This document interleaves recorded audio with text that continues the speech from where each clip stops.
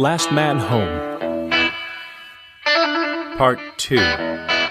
It was going to be a hot day, so I was chugging water at the sink, gulping as much as I could from a mason jar, while Teddy yelled into the phone. "Don't give me any shit about not having a still, Eddie. You slipped me some shine in the bar just last night. I don't care. Just turn on your fuzzbuster." I slammed down the jar empty and reached for the phone. "Eddie, Jake, turn on your scrambler right now so my buddy can't shoot straight, will you? Yes, this is about the bug that scared off all your business. And get the word out for everyone to stay away from the lake. Well, there's going to be a firefight, that's why." I tossed the phone to Teddy and started out the door. For once, I was not looking forward to seeing Dru. Dru was a Samadon, the ultimate soldier in government's war machine. They were classified primitive sentient before the war, but after the 2 billion-odd soldiers Earth contributed started to thin out, this race got full status and was carted to the front lines by the shipload. Samadon are berserkers by nature, and the only folks that can take on an Alotan single-hand.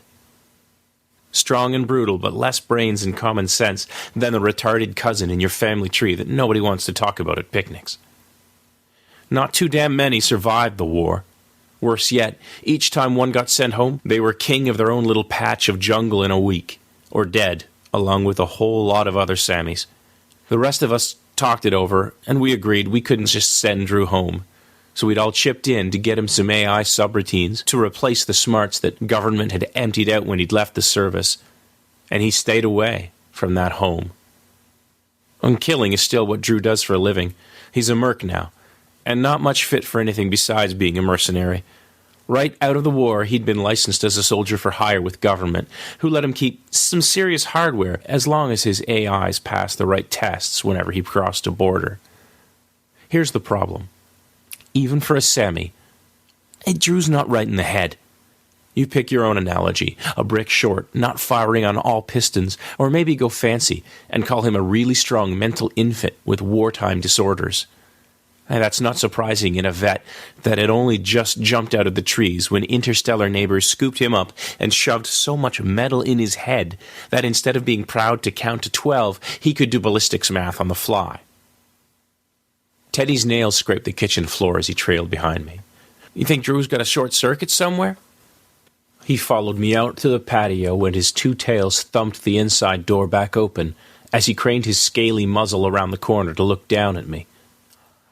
I dropped from the door to the ground left of the stairs, crouching behind the locked door built into the front of the crawlspace under my cottage. Well, the rest of the cottage was a little ratty, but there were bands of alloy around the crawlspace and a RET scan besides.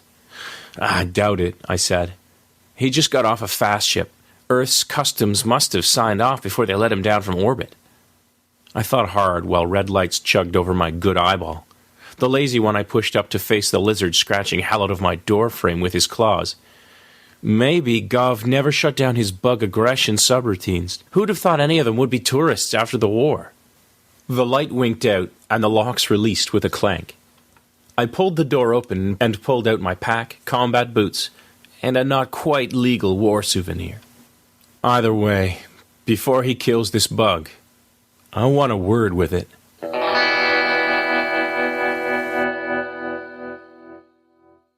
By noon, I was staked out in a tree halfway around the lake, with no sign of Dru or the bug. I also hadn't seen any cars or boats, so I figured Eddie had put the word out, and people were actually listening. I'm always pleasantly surprised when humans use their common sense. The wires in my head weren't singing, and the sensors in the energy rifle I cradled told me nothing, which meant Eddie's fuzzbuster was working. I just hoped the fuzzbuster he used didn't catch the attention of a government satellite. As much as I hated being the guy that had to make nice between 2 killing machines, this was my guy in my woods. My fight. I licked sweat from my lip and checked the charge on the rifle I'd smuggled home after the war. It was good to go. I could cut off 5mm hole halfway to China, or boil away most of the water in my lake before running out of juice. I, on the other hand, felt rusty as hell, despite the familiarity of the combat boots and the combat rush simmering just under my skin. I kept thinking about how dangerous the weapon was. I should be thinking about how dangerous it made me. After 72 minutes of bug searching, my government-tweaked sense of time was still sharp, even through the headache and bug poison. I hadn't turned up so much as a broken twig, so I changed tactics. I climbed into the bough of a tree that had been hit by lightning a few years back. The bolt had cracked its massive trunk, which now dipped beneath the water before popping back up and growing thick again with leaves. The foliage on the next highest branch of the tree petered out a couple of feet above where the greenery on the lightning-struck bough reached, giving me a good view of a wide stretch of lake and shore, a perfect natural hide. I could see my cottage halfway around the lake. That was to my right. Deep green banded most of the lake shore, but there were a few other cottages on the water, all a neighborly half-click or more apart. It sure didn't look like any battlefield I'd ever seen, and no flying recon or heads-up display was showing me where the big uglies were hiding. I licked the sweat off my lip again and waited. Jesus, sounded like a bad joke. A bug and a Sammy meet in the forest, and... could I do it? Could I finish Dru if he really had gone off the deep end? Unless he was really off his nut, I knew I'd probably end up gutted myself before I could try. And what about Tom, the bug? I didn't wonder if it had a death coming. Bugs always had it coming. I held onto that tight, and I just hope I had what it took if I had to do it. A stiff breeze shook the bough beneath me, cooling me off in my jeans and red and black plaid shirt. I readjusted the straps of my backpack, which held a few ration bars, a med kit, and a spare power pack for the rifle. Then I rubbed at the blisters forming around my ankles in the combat boots. I watched hard for movement, while my mind kept imagining the horrors that Callahan had endured between the time we'd lost him and his real last breath. I had to know. A part of me didn't want to know.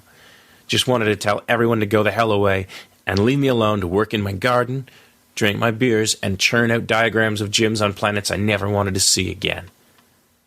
I stretched my back and shoulders, bleeding off the tension that came of wishing away the truth, and faced a hard fact. I needed to know what happened to Tom. I couldn't turn my back on it. And by God, if I had to tame Dru to find out, I would. To the left, I saw ripples in the water. Then something light blue pulled itself out and scuttled under cover of leaves. Leaves that then ignited as an energy beam cut through them. The tree shook, and then another tree further in, as something heavy ran into it, running away. That tree caught fire too. I dropped from my hide, palms sweaty against the weapon in my hand, and ran for the fire. I had my finger pressed against the trigger guard so hard it hurt. When I got close, I broke from the trail. There was no sound, no sign of anything. I kept running away from the water, guessing Dru would be looking for our guest to try to dip back in the lake, and hoping that the bug had figured that out too. Then I broke into a clearing, and I saw it. Pressed against the side of a rusted-out truck, buried in weeds, one eye stalk peering through the hulk the way it had come. It saw me, and its head twisted around, along with a couple of its limbs, to clack in my direction. What was left of the limb Dru had hit twitched my way, but any meaning was lost on me because I didn't speak much bug body language, except for raging and shit scared, and because there was nothing left but a charred stump after the second joint. I crouched low and I scanned the trees. Nothing. The birds and the crickets were on holidays too, or holding their breath like I was. What next, I wondered. I took my steadying hand off the rifle, dropped the business end from 45 degrees above horizon to 45 degrees below, and I waved the bug towards me. It stayed put, scared, and definitely not a soldier. A part of me tried to hold on to bug hate, but it slipped a little, replaced by the protectiveness I always felt for civilians and medics caught in hot zones. I crept closer and I beckoned to it again, my eyes scanning the trees in front and back of the truck. Nothing. It still didn't move, so I cursed the thing bluer and got closer. When it saw the rifle, it started up that spine-tingling gurgle, and I had to fight to keep the barrel trained down. The truck groaned, rusted metal lifting from the ground as the bug backed against it. Bug! Shut it, you damn... Unlike me, Dru wasn't out of practice. I knew he'd already be closing in. My skin got prickly, waiting to be ripped open. I spat the next words. "Tom, be quiet!" Most of its eyes focused on me, and the gurgling stopped. "Master Sergeant Baron..." I made a sawing motion across my throat, more out of habit than any real hope it would catch my meaning. And the thing, by God, shut up. It definitely had history with people. With Tom Callahan, it said, and I was starting to believe him. As much as I wanted to get out of the forest without scorch marks on my ass, I wanted to know about that history. I moved in close once I was sure the terrified alien recognized me. "We gotta go," I whispered, grabbing its remaining upper claw. It didn't back away, didn't posture for attack. "I have been injured, Master Sergeant," it said, and I recognized pain in its slurred voice. Great, the poor bug's in shock, I thought, but I tugged it none too gently away from the remains of the truck. I kept it quiet, and I kept it moving, and managed to get us through a half-acre of bush before something scared a flock of birds into flight behind us. I led the Alotan to a creek bed and pushed him into it. The water was a foot deep in this late in the summer, that's all. Plenty of room to walk on either side, with high enough banks to keep us hidden. I started us up the slope of the mountain. One of the county's few paved roads crossed that stream up there, near the Ladysmith General Store. The place had a phone, thick walls to hole up inside, and an old steel freezer I could lock my friend up in if he started acting more bug-like. I watched it slather mud over its injured hand, then keep slathering till its body was more brown than blue. "What's up with the mud?" I whispered. "If you're recon on planet garbage," it said, "doll up yourself like junk." I just stared. The thing was still spooked, but the voice had changed. It was lower, calmer now, and it spit out the words Callahan would. They didn't sound quite right, but it was Callahan. "Just keep moving," I said. Another half an hour passed with no more birds scared into flight or tentacles shaking the trees.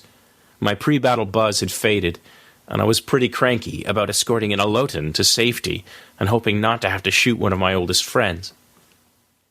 "Thank you for your aid, Master Sergeant Behringer," it trilled at me, its voice high again, frightened. "Whatever," I said, my eyes searching for Sammy like shadows. Where was he? I'd feel a lot better when I had the concrete and steel of the general store between me and Dru. "I don't understand what is happening, but it is certain that I would not still breathe if it was not for you." "You don't understand what's happened. Jesus God, why did you have to come here?" I growled. "It is my duty. You could not keep Tom Callahan away from your reunion with a plot of short-fuse landmines." I was staring at a bug that worshipped my former LT. Nope, I decided, not going to deal with this now. I was getting tired. Jogging and splitting wood for winter were pretty much my only exercise these days, and that was no substitute for basic training. Time for a break, I decided, swearing myself to half the beers and twice the jogs in future. I leaned down and splashed water on my face and neck. The bug squat motionless and waited. "So you were a war prisoner?" I asked, finally. "No, I will not make war. That is why I was sent to die with humans. I was a political prisoner. This was what Tom that was called me." This definitely wasn't the time or the place, but I was bursting to know more. "How did you two end up roommates? Last time I saw Tom, he'd have sooner killed your kind than share a latrine." The bug, it, or he, whatever, was examining the progress of a frog climbing along a segment of his middle left limb. Curious Tom, the bug. "At Weather's Change, 2 seasons past, our camp was moved," he said quietly. "We were forced to carry great loads to the new location. Some older prisoners could not manage." Tom stretched an eye stalk closer to the frog, It riveted and leaped for its life. I helped when I could to prevent the guards from discovering their weakness and leaving them behind to die. Christ on a crutch, I thought. A Boy Scout, Alotan. This wasn't covered in the Know Your Enemy pamphlets. And, I pressed. The bug had bent over to look for the frog, as if the little thing hadn't been scared bad enough the first time. Tom that was remembered my actions when a gang of prisoners later decided to kill me for sport. He helped me defend myself. I would have died without his aid. The guards would have been grateful for the removal of a nameless Alotan from their midst and ignored any attack. This was all new to me. The clock struck 1. More precisely, my brain did. I remember thinking, Tom must have been either nuts or delirious if he gave his name to one of the aliens he made a career of killing. And that's when Dru struck. The Alotan spied the little frog again and cooed in pleasure. When he reached for it, he tripped over his own feet. So much for the sure-footed alien killing machine, I thought, fighting a grin. He went down hard and spouted a very human string of foul words in the upper range of its high-pitched voice. I laughed. You've got Callahan's mouth, that's for sure. Light flared down across the bug's thorax, and something like string fell from the slice in its shell. Before my eyes followed my hands up along the sights of my rifle, and I dropped to my knee, panning the weapon from one tree to the next. Seeing only empty, swaying branches, Dru was already on the move. From the excited rattling coming from behind me, I guessed he was lining up his kill shot. One thing about soldiering, you learn to trust your instincts. If something occurs to you from clear out of nowhere while shells and light beams are flying, chances are it's right. Pinned down by enemy fire, I've guessed the hardest words in crossword puzzles, vowed never to eat synthetic vegetables again, realized my relationship with one very pretty senior officer was probably a bad idea. But I was surprised as the bug when I duck-walked back into him, pushing him up against the creek bank and covering him with my own body.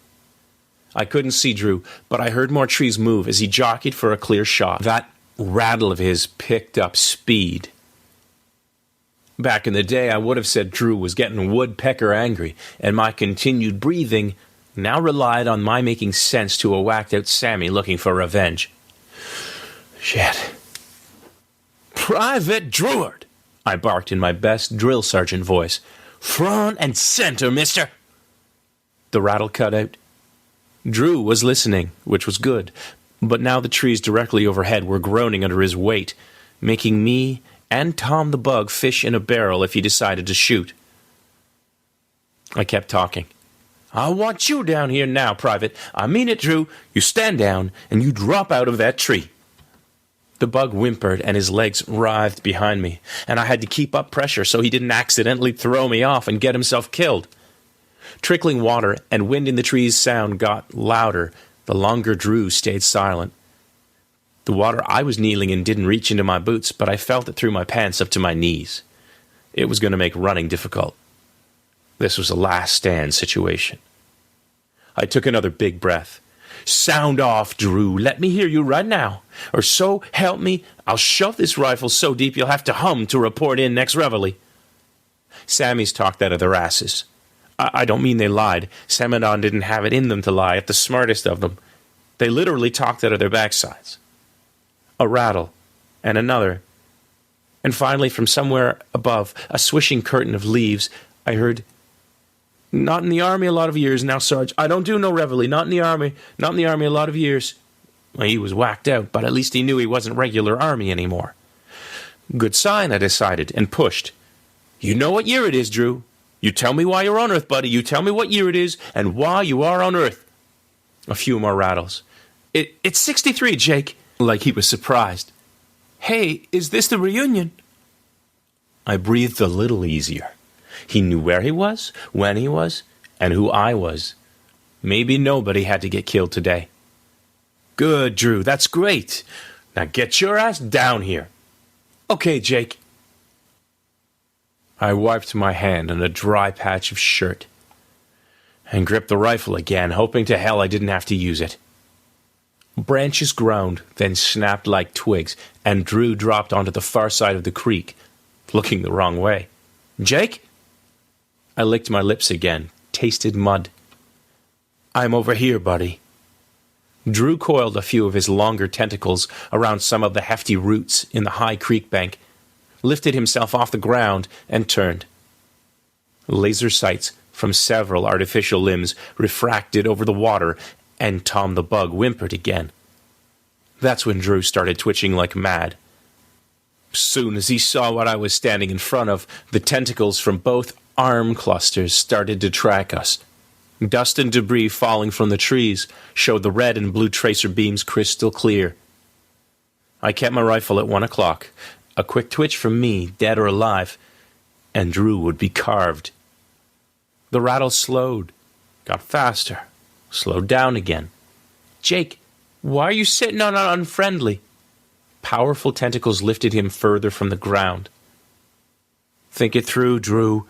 You're here from a reunion, so there's no war, right? If the war's over, there's no unfriendlies, right?"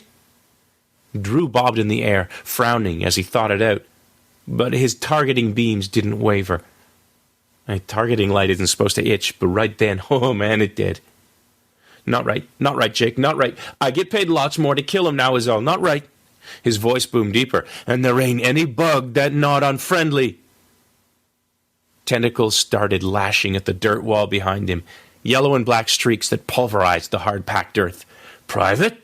Easy," I growled. "You remember who you're talking to." "We gonna go fishing this year, Jake?" he asked in a childish voice. "There's a bug on you, Sarge. Let me take the shot." "Negative. You have no shot, Dru." He wasn't right in the head. I mean, this was way worse than normal. I forced up a smile. "Course we're going fishing, Dru. Those tentacles of yours are the best bait ever. Just stand down, okay?" Soft rattling then, Samadon laughter. "Tickles when the fish bite at me, Jake. Let's go fishing now, huh? Where's Teddy and Gris?" The lights never strayed from my chest or the bug's head. "You're in danger, Sarge. Give me the shot, Jake, please." His damn rattle raced faster than slowed like a transmission that wouldn't shift right. The heavy slitted eyes in his snakehead were bouncing around like marbles, and I knew talking wasn't helping. I chewed hard on my upper lip, looking for another option. There wasn't one. "Sorry, Dru." I squeezed the trigger. Stay tuned for more Last Man Home, or visit servingworlds.com for more stories or to buy the ebook. Thank you.